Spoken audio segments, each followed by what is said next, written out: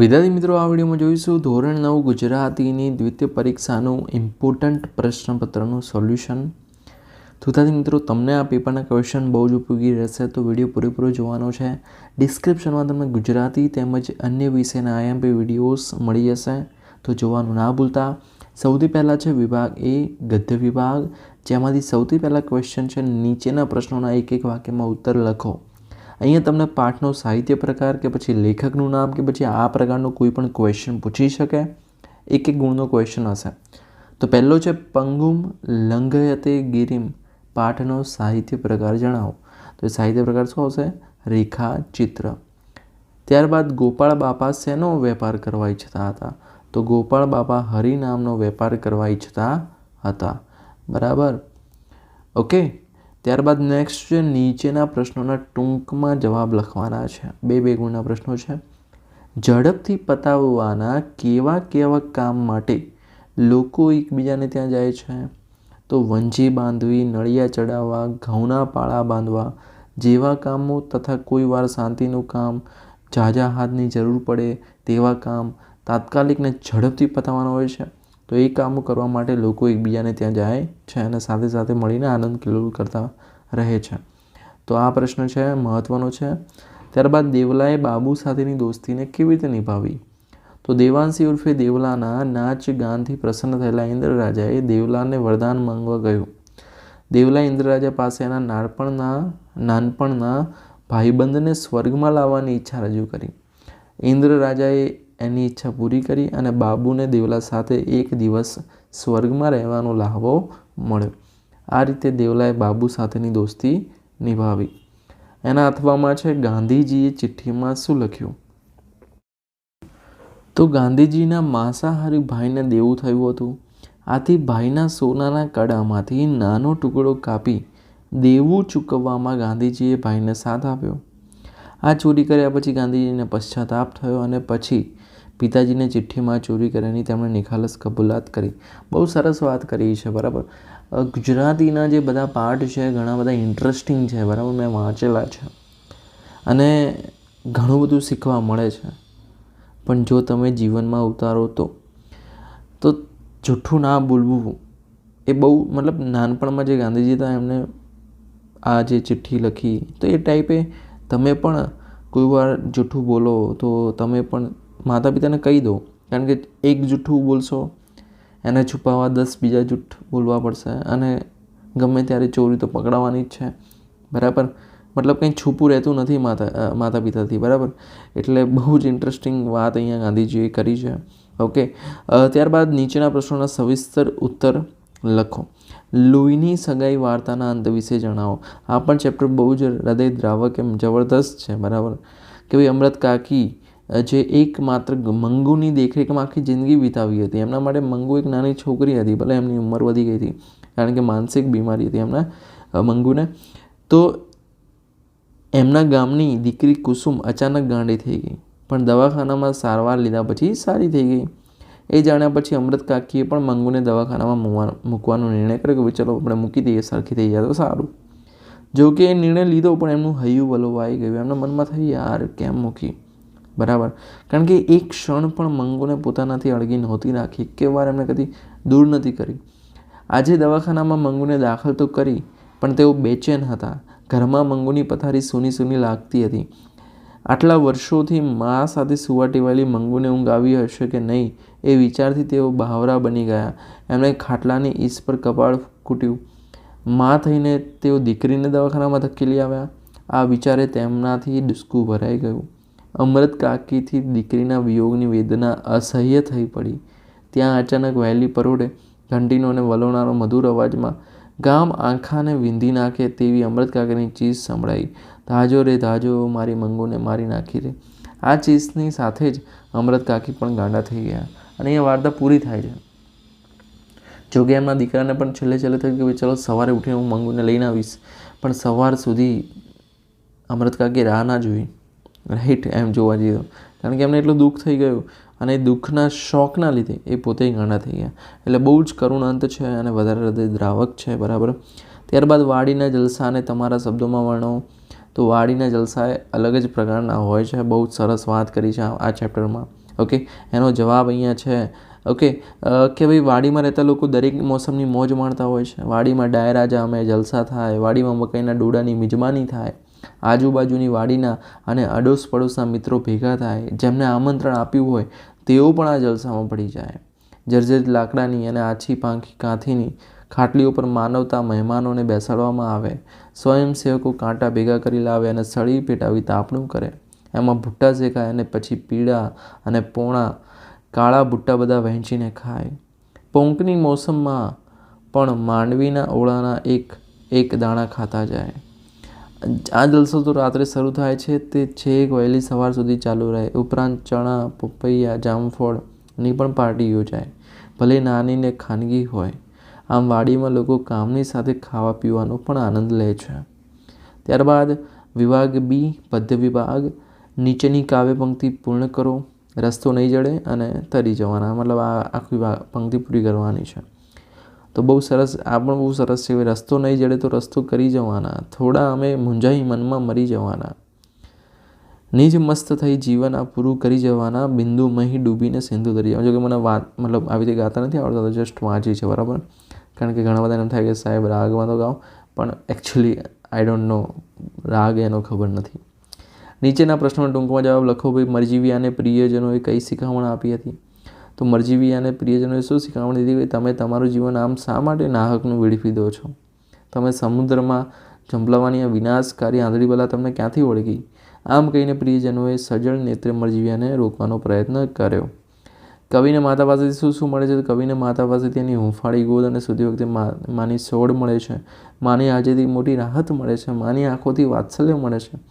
માનો પ્રેમાળ સાદ સાંભળવા મળે છે. માના આલિંગનમાં પ્રેમનો સ્પર્શ મળે છે. એના પર માના હેતની હેલી સતત વરસે છે.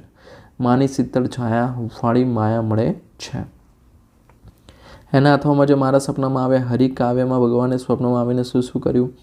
તો આ તો બહુ સિમ્પલ જ છે જવાબ એનો. ભગવાન શ્રી કૃષ્ણ ગોપીના સ્વપ્નમાં આવ્યા અને સૌ પ્રથમ શ્રી કૃષ્ણે ગોપીને પ્રેમથી બોલાવી, ઝુલાવી, વહાલી કરી અને પછી ગોપીની સામે મરક મરક હસતા ઊભા રહ્યા. ઓકે, હસતા ઊભા રહ્યા અને તેમના આંસુ લૂછ્યા. ત્યારબાદ નીચેના પ્રશ્નોના સવિસ્તર ઉત્તર લખો. રસ્તો કરી જવાના ગઝલમાં જોવા મળતી ખુમારી તમારા શબ્દોમાં વર્ણવો. ઓકે, સરસ ક્વેશ્ચન છે, એનો સરસ જવાબ છે. ઓકે, તમારે આ બધું લખવાનું રહેશે. વિડીયો પોઝ કરીને તમે ક્વેશ્ચનનો જવાબ વાંચી શકો છો. ઓકે, ત્યારબાદ એના હાથમાં મોસ્ટ આઈએમપી બીજો ક્વેશ્ચન. મારા સપનામાં આવ્યા હરિ કાવ્યના આધારે હરિમિલનની ઝંખના તમારા શબ્દોમાં વર્ણવો. ઓકે, તો એનો પણ જવાબ તમે વાંચી શકો છો વિડીયો પોઝ કરીને. હવે જોઈએ આપણે નેક્સ્ટ સેક્શન છે, વિભાગ છે વ્યાકરણ વિભાગ. નીચે આપેલા શબ્દોની જોડણી સુધારીને લખો. ઓકે, તો પહેલું છે જિંદગી, બરાબર. તો જિંદગી કેવી રીતે લખાય? કે ભાઈ જિંદગી આવી રીતે લખાશે, બરાબર. રસોઈ છે, ઓકે, અને એની ઉપર ટપકું પાછું જિંદગી. પછી કારકિર્દી, તો કારકિર્દી. ઓકે, સંધિ છોડો જોડો. હરેન્દ્ર, તો હરિ પ્લસ ઇન્દ્ર. ને પ્લસ અન, તો નયન. શૈશવ, તો શું આવશે? બાળપણ. સિમ્પલ સમાનાર્થી શબ્દ છે. ઓકે, ત્યારબાદ નીચે આપેલા વાક્યમાંથી રવાનુકારી શબ્દ શોધીને લખો. તો આખું નગર ઝળહળ થતું હતું, તો ઝળહળ અહીંયા જવાબ આવશે. નીચે આપેલ સમાસ ઓળખાવો.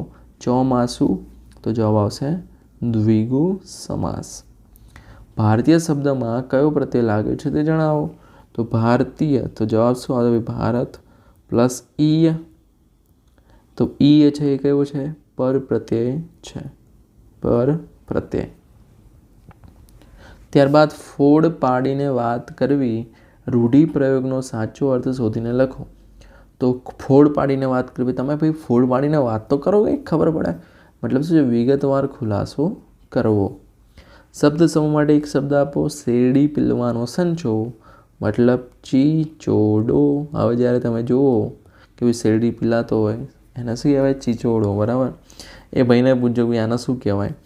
જો ગુજરાતી હશે તમને કહેશે, બાકી હિન્દીમાં યુપીવાળા બહુ બધા લોકો હોય છે, કદાચ એ લોકો એમના હિન્દીમાં કંઈક કહેશે. કૌંસમાં આપેલ સૂચના મુજબ વાક્ય પરિવર્તન કરો. અમે મૂંઝાઈ ગયા કર્મણી વાક્ય બનાવવાનું છે. તો અમારાથી મૂંઝાઈ જવાયું. ત્યારબાદ વાક્ય રૂપાંતર કરવાનું છે. એમની નજરમાં બધું આવી જાય છે. નિષેધ વાક્ય બનાવવાનું છે. તો એમની નજરમાં કશું બાકી રહેતું નથી. નિષેધ વાક્ય બનાવ્યું છે, બરાબર, નકારાત્મક. ઓકે. ત્યારબાદ વિભાગ ડી અર્થગ્રહણ લેખન વિભાગ. તેમાં પહેલાં તો છે નીચે આપેલ પંક્તિનો વિચાર વિસ્તાર કરવાનો છે. ગમે તે 1-2 તમને આપશે, એમાંથી એકનો કરવાનો રહેશે. તો જો મિત્ર એવો શોધવો જે ઢાલ સરીકો હોય, સુખમાં પાછળ પડી રહે, દુઃખમાં આગળ હોય. બરાબર. તો આ બહુ સરસ પંક્તિઓ છે જેનો આપણે જવાબ પણ ઓલરેડી આપેલો છે. બરાબર.